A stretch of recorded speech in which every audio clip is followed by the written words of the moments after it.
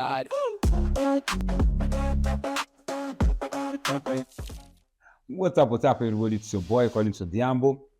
Welcome to another episode of Hoop Diaries. You guys are doing great in Bamba.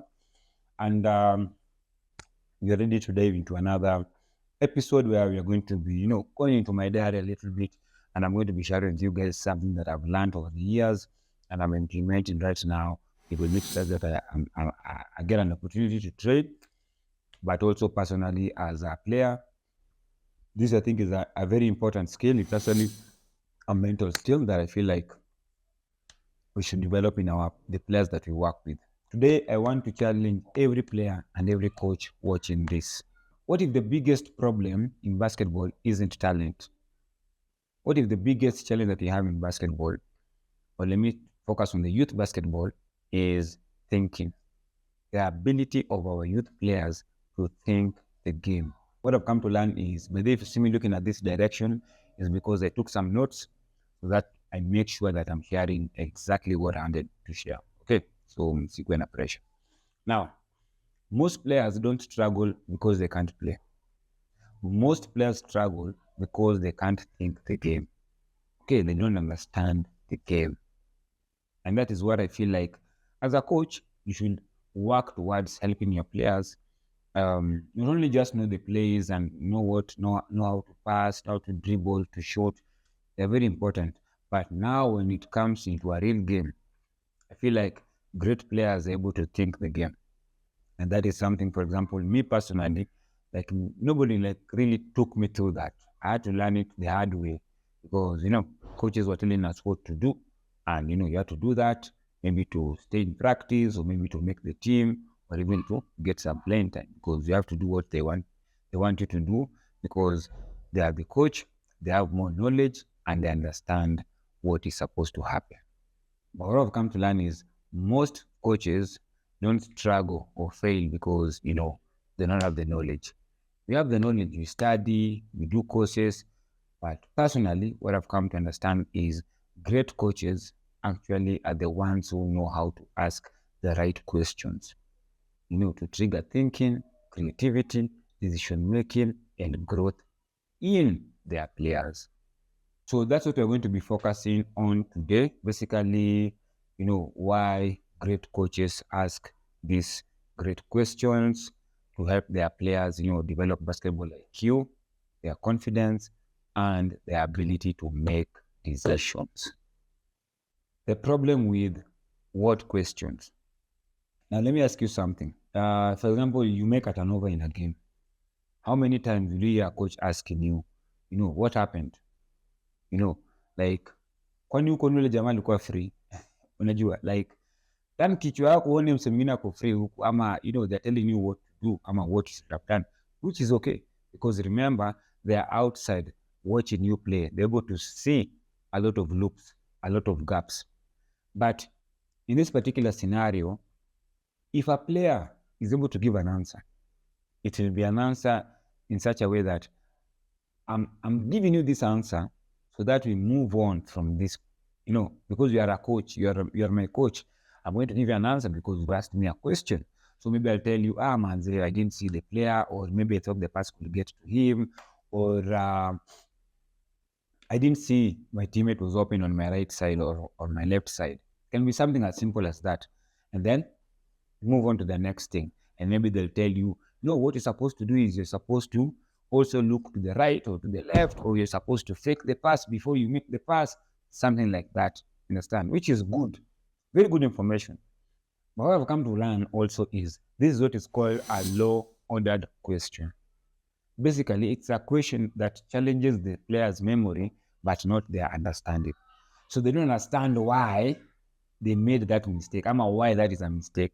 Because as a coach, you're able to help them to get to a place where they understand why, then now you're helping the player develop. Because low ordered questions don't challenge players to think, analyze, or grow. So they'll always do the same mistake. They'll always do the same mistake because you told them what to do, but you never challenged their thinking. Because if you challenge their thinking and their thinking changes, then they'll be able to learn. And when they find themselves in the similar situation, they'll make a better decision. Understand that dynamic? That is the thing that I feel like most coaches don't understand, especially as young coaches. Okay? Because once you understand that, then you start seeing our players improve. Pole pole too, you start seeing them improve because now you're challenging them to think the game. So key thing to remember from this is if a player doesn't understand why they failed, they'll repeat the same mistake under pressure. The power of why questions. To me, I feel like this is where now great coaching begins. When you get to a place where you move from, what happened to why did it happen? Now, when you get players to start thinking and analyzing and, you get into a discussion, for example, why didn't you see the cutter? Why do you think that pass was open? Why did you think that pass was open? You understand? And then you discuss that. You know the answer. You know what you want them to learn from that particular scenario, but you are helping them get to that answer. So as a coach, I'm not just telling you the answer. I'm helping you as a player discover that answer. And once you're able to discover that answer by yourself, it is done. You understand.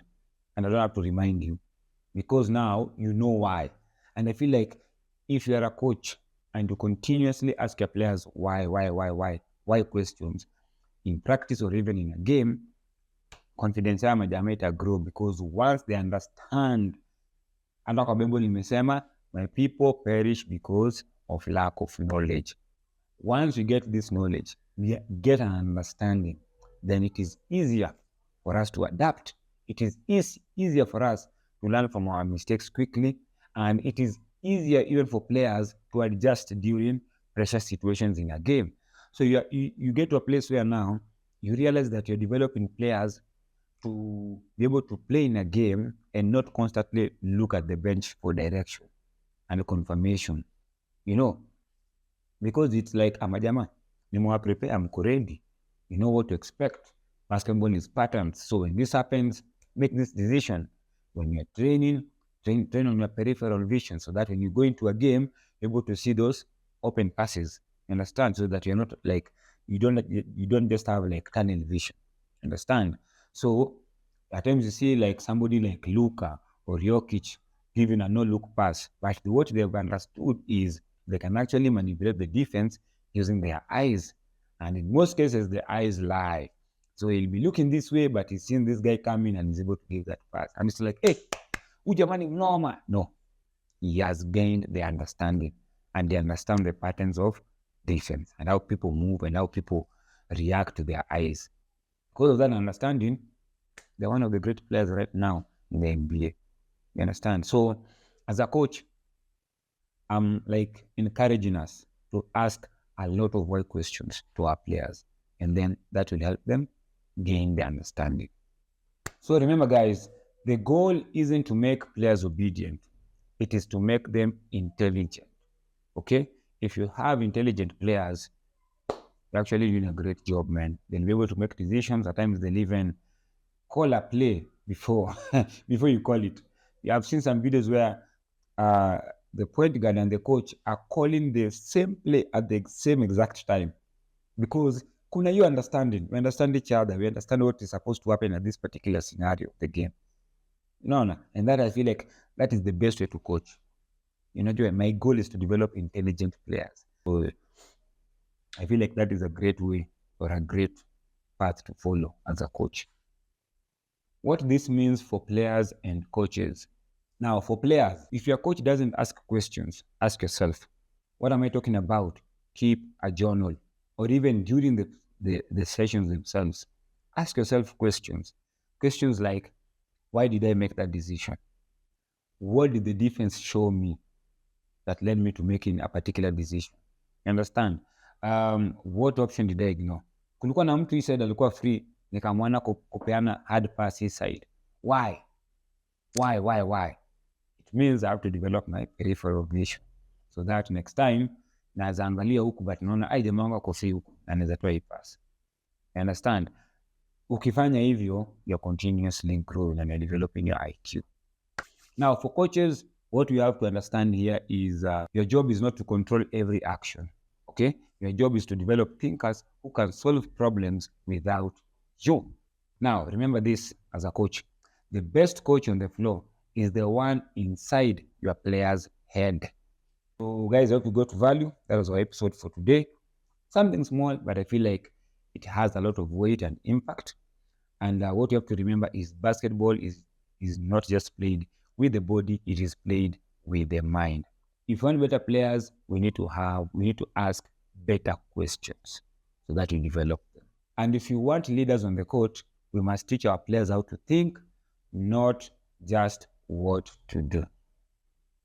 Mse lazima iweze kuthink ndani ya game, sio tu kitu anafaa kufanya. If you get to that point, I believe we'll be doing a great job with these young players who are like the future of the game. Okay, these have been Hoop Diaries. I hope you guys got some value. Remember to subscribe, follow pale Instagram, utapata drills and many other things. But other than that, guys, remember, put God first. Be a hooper after God's heart. God atakufundisha vitu mingi, atakufungua macho. It will also help you like develop your game. And we can't do everything by our own strength. Tunafanya kila kitu through the help of God. Okay, remember, it's a game, your responsibility. Till next week. Konane majamaa. It's your boy Collins Diambo, and I'm out. Peace. Yo, lace up the kicks, it's that time again. Collins in the lab, letting stories begin. From the court to the mic, he breaking it down. Hoop dreams, real talk, no cap, no clown. Bounce like a dribble, mind sharp like a pivot. Life lessons in the game, he gon' make you feel it. Late nights, bright lights, goals in the fog. Every episode of Gem, welcome to the Lord. On Hoop Diaries, yeah, it's more than a score. It's heart, it's hustle, it's truth at the core. So press play, lean back, let the moment ride. It's Collins on the mic, take that journey inside.